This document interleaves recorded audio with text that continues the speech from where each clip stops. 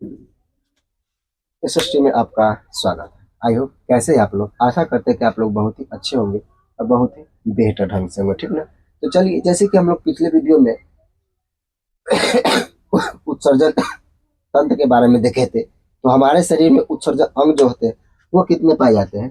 तो हमारे शरीर में जो उत्सर्जन अंग जो पाए जाते हैं, हमारे शरीर में उत्सर्जन अंग कितने पाए जाते हैं। तो हमारे शरीर में जो होते हैं वो उत्सर्जन उत्सर्जन हमारे शरीर में उत्सर्जन अंग जो होते हैं वो मुख्य रूप से चार होते हैं। वो मुख्य रूप से कितने होते हैं, तो चार होते हैं, ठीक ना। हमारे शरीर में उत्सर्जन अंग कितने होते हैं, तो चार होते हैं। कौन कौन, एक में देख लेते हैं हम लोग, श्वसन देख लेते हैं। क्या देखते हैं, एक में श्वसन देखते हैं, दो में देखते हैं, दो में हम मूत्र देखते हैं, सॉरी, श्वसन के बाद दो में क्या देखते हैं, तो दो में हम लोग पसीना देखते हैं। क्या देखते हैं, पसीना देखते हैं। तीन में क्या देखते हैं, तो तीन में जो देखते हैं वो हम लोग मूत्र देखते हैं, ठीक ना। और चार में क्या देखते हैं, चार में जो देखते हैं वो हम मल देखते हैं, ठीक ना। तो हमारा शरीर में कितने प्रकार के उत्सर्जन अंग पाए जाते हैं, हमारे शरीर जो होता है इसमें चार प्रकार के उत्सर्जन अंग पाए जाते हैं। खासतौर पे ये दो के बारे में तो हम लोग बचपने से जानते आ रहे हैं, लेकिन ये दो जो होते हैं ये नहीं जानते थे, तो हम लोग आज जान गए कि हमारे शरीर में उत्सर्जन अंग कितने पाए जाते हैं। तो हमारे शरीर में उत्सर्जन अंग जो होते हैं वह चार प्रकार के पाए जाते हैं, ठीक ना। और ये चार प्रकार के पाए जाते हैं, ये सभी के उत्सर्जन अंग जो होते हैं वो सभी को विभिन्न विभिन्न होते हैं। सभी को कैसा होता है, तो सभी के जो होता है, तो सभी के कार्य जो होते हैं ये अलग अलग होता है। ये श्वसन जो होता है इसमें कार्बन डाइऑक्साइड के रूप में यह क्या करता है, अपशिष्ट रहता है उसको बाहर निकालते हैं। पसीना जो रहता है हमारे शरीर में लैक्टिक एसिड के रूप में जो बना हुआ रहता है या जो बना कर रखता है उसको हम लोग शरीर से बाहर निकालते हैं।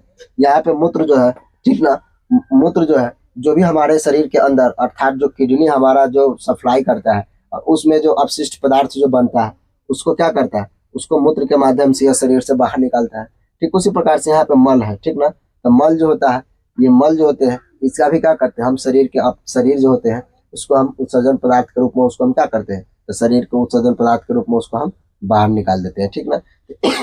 इस प्रकार से हम लोगों ने देखे हैं कि श्वसन जो होते हैं यह चार प्रकार के होते हैं। कितने प्रकार के होते हैं, ये जो होते हैं मुख्य रूप से चार प्रकार के होते हैं, ठीक ना। अब चलिए, ये तो हम थोड़ा बेसिक बता दिए थे, ठीक ना। अब आगे यहाँ पे देखना है, आगे क्या देखना है, आगे इसका पॉइंट जो देखना है कि जब मानव जो होते हैं उसमें मानव जो होते हैं उसमें उत्सर्जन अंग किस प्रकार से होता है। तो चलिए एक बार इसके बारे में हम लोग देखते हैं।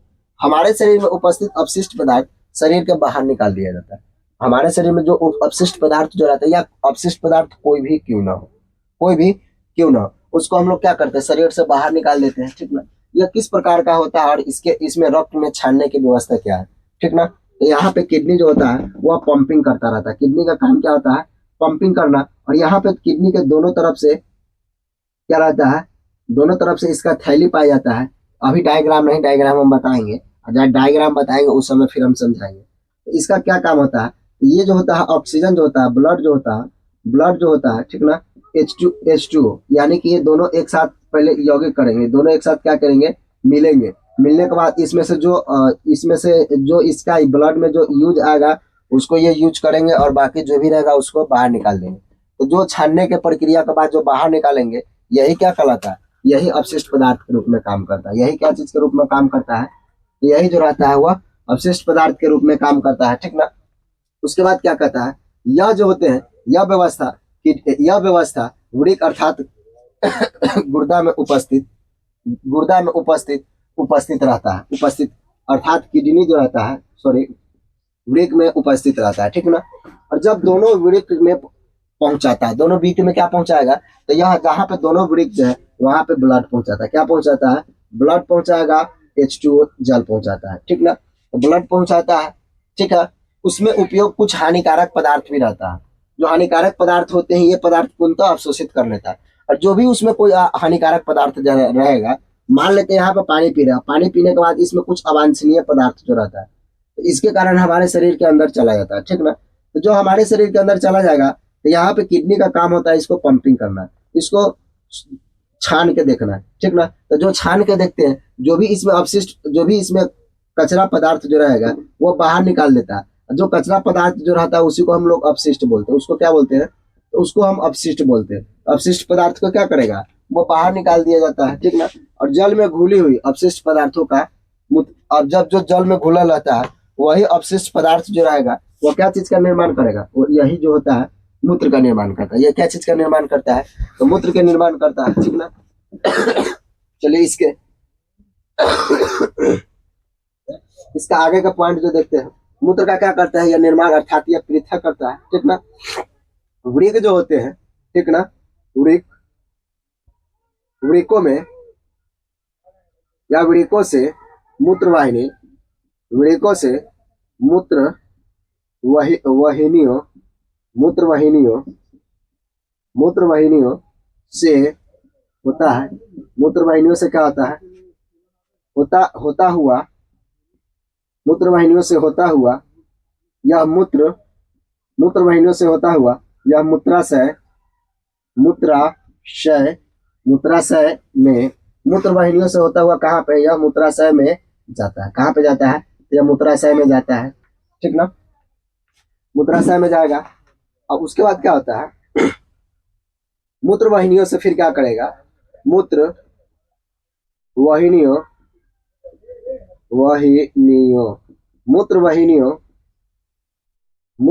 मूत्रवाहिनियां नली के मूत्रवाहिनियां जो होता है वह नली के आकार का होता है। नली का आकार की होती है, नली की आकार की होती है, ठीक ना, आकार की होती है। और यहाँ पे मूत्राशय में जो होते हैं, ठीक ना, नली की आकार की होती है। मूत्राशय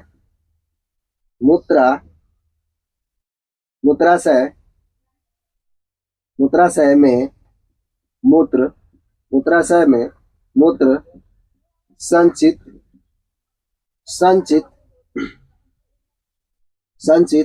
होता रहता है, संचित होता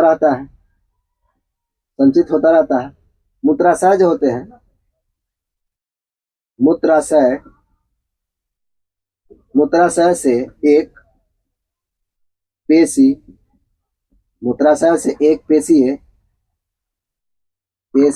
नली जुड़ी होती है। मूत्राशय से क्या होता है, एक पेशीय नली जुड़ी होती है जिसे मूत्र मार्ग कहते हैं, जिसे हम क्या कहते हैं, जिसे हम मूत्र मार्ग कहते हैं।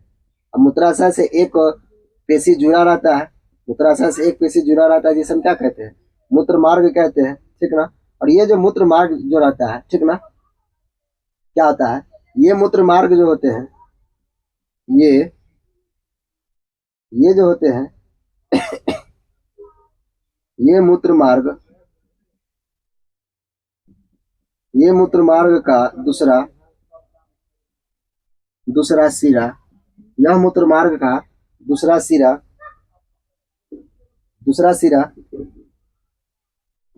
खुला होता है। दूसरा सिरा खुला होता है जिसे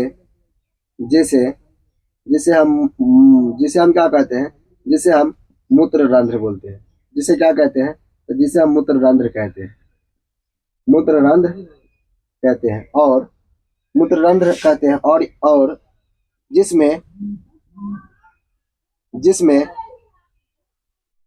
जिसमें मूत्र जो होता है, जिसमें मूत्र जो होता है वह शरीर से बाहर निकाल दिया जाता है। ये जो होते हैं, इसका जो निर्माण जो होता है, इसमें शरीर से इसका क्या कर देते हैं, इसका हम शरीर से बाहर निकाल देते हैं। शरीर से क्या कर देते हैं, तो बाहर निकाल देते हैं। इस प्रकार से हम लोगों ने क्या है, इस प्रकार से यहाँ पे हम मूत्र के बारे में हम लोगों ने देखे। इस प्रकार से क्या किए हैं, तो मूत्र के बारे में हम लोगों ने अच्छी तरह से देख लिए, ठीक ना। तो चलिए अब हम इसका आगे का प्रोसेस समझते हैं। इसका आगे जो है, सबसे पहले तो इतना हम लोग देख लिए। अब इसका हम सबसे पहले डायग्राम बनाते हैं। जब तक ले डायग्राम नहीं देखेंगे तब तक ले हमको कुछ समझ में नहीं आ पाएगा, ठीक ना। तो चलिए यहाँ पे हम इसका डायग्राम बनाते हैं, ठीक है। यहाँ पे इसका क्या करते हैं, तो यहाँ पे हम इसका डायग्राम बनाते हैं। क्या चीज का, किडनी का डायग्राम बनाते हैं, ठीक ना। ऐसे तो बार बार बोलते हैं कि हमको फिगर आता नहीं है, लेकिन चलिए फिर भी हम प्रयास कर रहे हैं।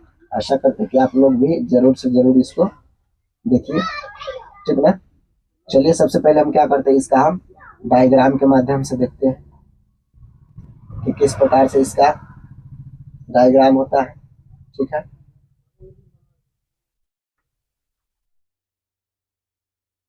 ठीक है। यहाँ पे इस प्रकार से हम लोगों ने देखे हैं,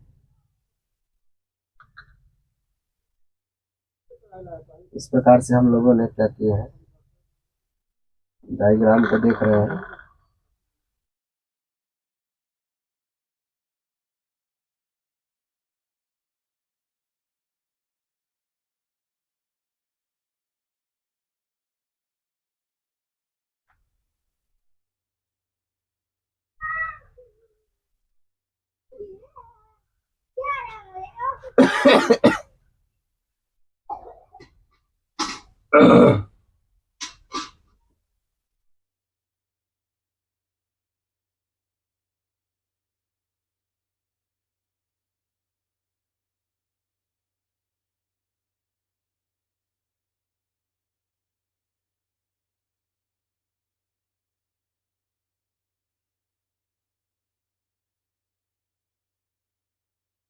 ठीक है, अब यहाँ से क्या करेंगे, यहाँ से एक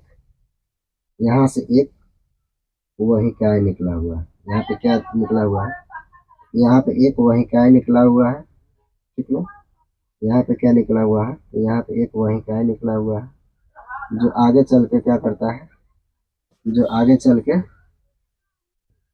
इसका आगे चल के ये चीज का निर्माण करता है ना।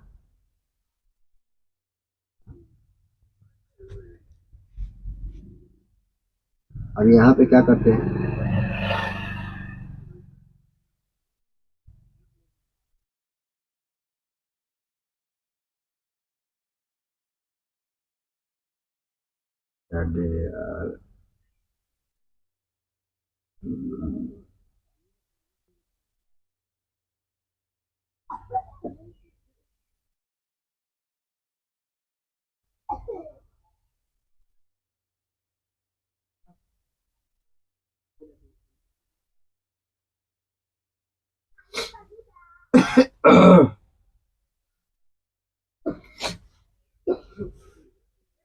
क्योंकि इसमें भी नेक्स्ट प्रकार का इसका सिरा पाया जाता है, इसमें भी जो पाए जाते हैं इसमें इसका नेक्स्ट प्रकार का सिरा पाया जाता है। ठीक ना, लेकिन हम यहाँ पे समझाने के लिए ही इस प्रकार से हम कर दिए हैं। अब आशा करते हैं कि आपका भी यहाँ पे बेहतर से बेहतर समझ में आ जाए। ठीक ना, आपका भी क्या करें, यहाँ पर भी बेहतर से बेहतर समझ में आ जाना चाहिए, ताकि कहीं से कोई त्रुटि नहीं हो। ठीक है, इस प्रकार से हम लोगों ने यहाँ पे क्या किए है, इस प्रकार से हम लोगों ने यहाँ पे हम देखे हैं, यहाँ पे अभी हम एक प्रकार से क्या किए हैं तो देखें। ठीक ना, अब जैसे कि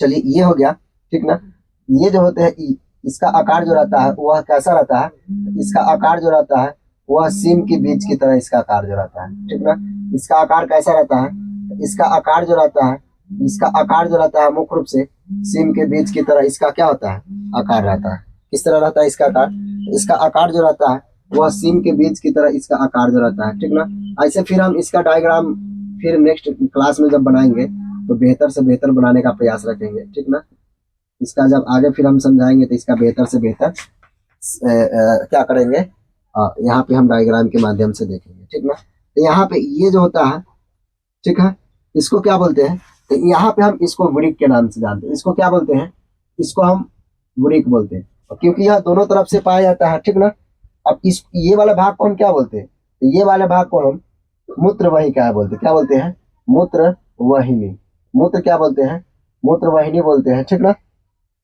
और ये वाले भाग को क्या बोलते हैं, ये वाले भाग को हम मूत्राशय कहते हैं। क्या बोलते हैं, मूत्राशय, क्या बोलते हैं, इसको हम मूत्राशय बोलते हैं। ठीक ना, इसको क्या बोलते हैं, इसको जो बोलते हैं या मूत्राशय बोलते हैं। ठीक ना, और ये वाले भाग को हम क्या बोलते हैं, ये वाले भाग को हम मूत्र मार्ग बोलते हैं। क्या बोलते हैं, इसको हम मूत्राशय बोलते हैं। ठीक है, ये वाले भाग को हम मूत्र मार्ग कहते हैं। क्या कहते हैं, तो मूत्र मार्ग कहते हैं। ठीक ना, और ये वाले भाग को हम मूत्र रंध्र बोलते हैं, ठीक ना। यहाँ पे ये वाले भाग जो है, ठीक ना, तो ये वाले भाग को हम क्या बोलते हैं, मूत्र मूत्र रंध्र, क्या कहते हैं, मूत्र रंध्र कहते हैं, ठीक ना।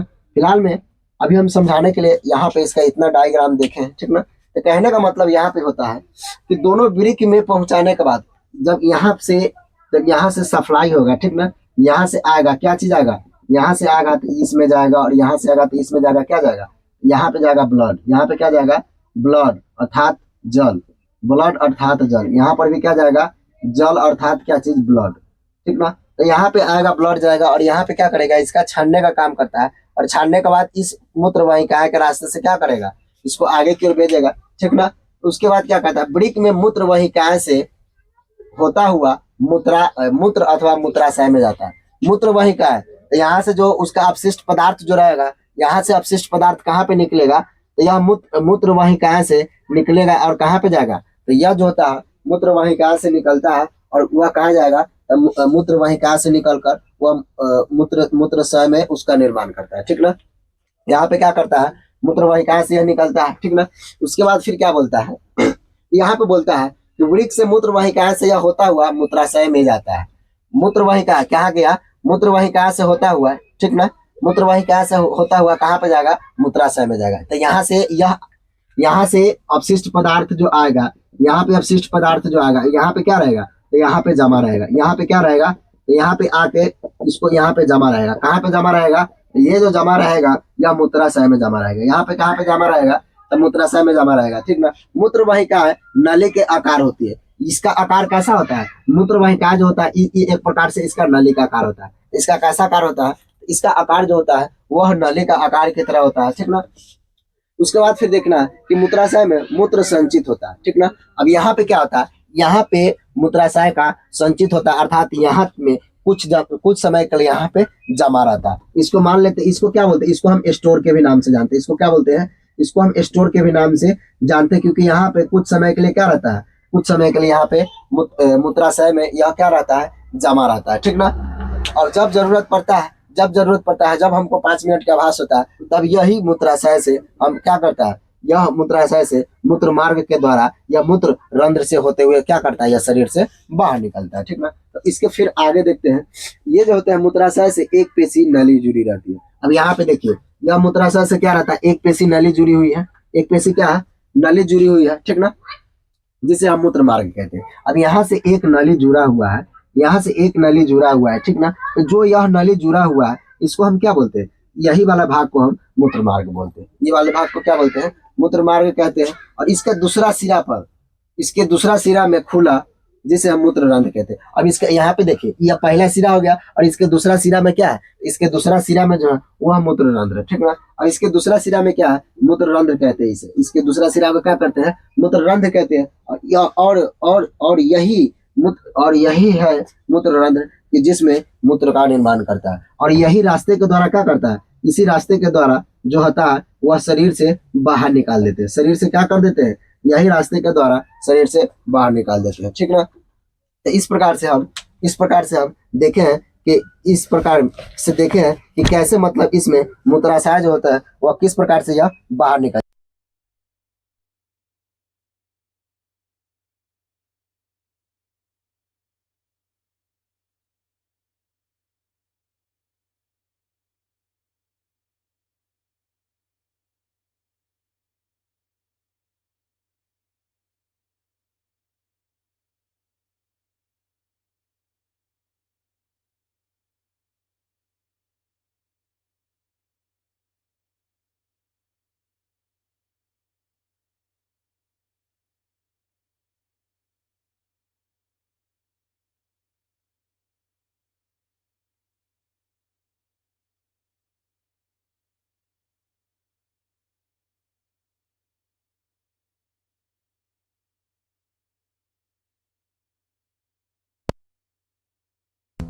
नहीं देखे थे, लाइट बंद हो चुका था, ठीक ना। तो कहने का मतलब है कि ये जो होता है, अब यहाँ पे देखना है कि मनुष्य जो होता है वह प्रतिदिन जो होता है वो 24 घंटा में कितना मूत्र का निर्माण करता है। तो वो जो होता है 24 घंटा में जो होता है वो 1 से लेकर 1 लीटर 800 ग्राम तक वह प्रतिदिन मूत्र का निर्माण करता है, ठीक ना। अब चलिए रहने देते हैं, इसी पर हम लोग फिर कल पढ़ेंगे। और कहने का मतलब ये है कि अगर हो सकता है डायग्राम अगर अच्छा है तो ठीक है, अगर अच्छा नहीं लगेगा तो फिर हम दूसरा बनाने का प्रयास रखेंगे, ठीक ना। ताकि समझाने के लिए अगर यूं ही अगर इसी पर अगर समझ गए तो हम बेहतर से बेहतर आप लोग को हम समझाने का प्रयास किए हैं, ठीक ना। तो अब क्या बोलते हैं, अब हम फिर इसका जो है वह नेक्स्ट क्लास में इसके आगे का प्रोसेस पढ़ेंगे, इसके आगे क्या क्या चीज होने वाले हैं, किस प्रकार से कौन सा नलिया स्वेद नलिया, कौन सा नली किस प्रकार से निकलने वाले हैं, तो ये सब हम लोग नेक्स्ट क्लास में पढ़ेंगे, ठीक ना। तो कैसा लगा आप लोग का वीडियो, अगर अच्छा लगा तो लाइक एवं सब्सक्राइब जरूर कीजिएगा और अपने दोस्तों के पास ज़्यादा से ज़्यादा शेयर कीजिएगा, ठीक है ना। चलिए अब हम लोग फिर मिलते हैं नेक्स्ट सेशन में, तब तक के लिए बहुत बहुत धन्यवाद। जय हिंद।